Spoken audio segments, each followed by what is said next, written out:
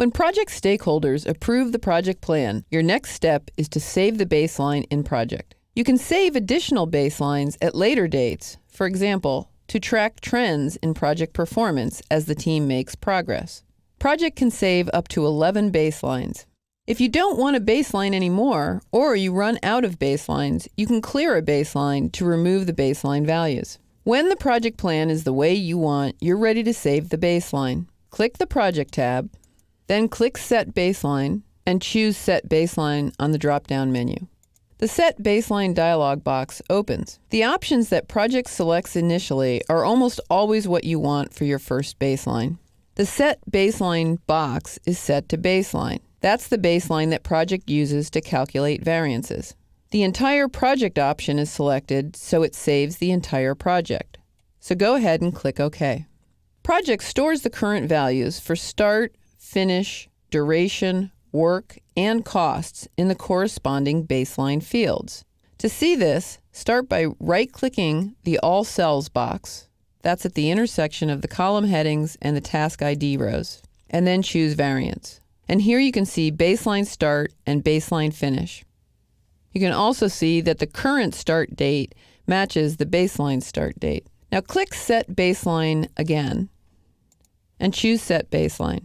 And you can see that one of the baselines is saved. You can tell because it has a date when it was saved in the drop-down list. Saving an additional baseline is a good idea if your project goes through big changes. Say your project is halfway complete when it gets put on hold while another project gets all the attention. When you get back to work, the original baseline start and finish dates aren't a good reflection of reality. So you can save a new baseline with your new target dates and other values so you can track performance going forward.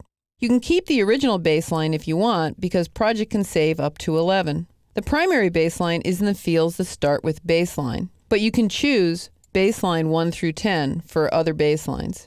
To set an additional baseline, just choose the one that you want in the drop-down list, baseline 1 in this example. Leave the entire project option selected and click OK to save this baseline. Project 2010 makes it easy to look at other baselines. If you display a Gantt chart view, click the Format tab. Then you can choose the baseline drop-down arrow and choose the baseline that you want to look at. You can also overwrite a baseline that you've saved, but sometimes you simply want to get rid of a baseline that you saved by mistake or because it's just so out of date. To clear a baseline, go back to the Project tab, click Set Baseline, and then choose Clear Baseline. Then you can choose the baseline that you want to clear, let's say baseline 1, and click OK. You can save up to 11 baselines in Project, so you can keep track of the status that you want from month to month or year to year.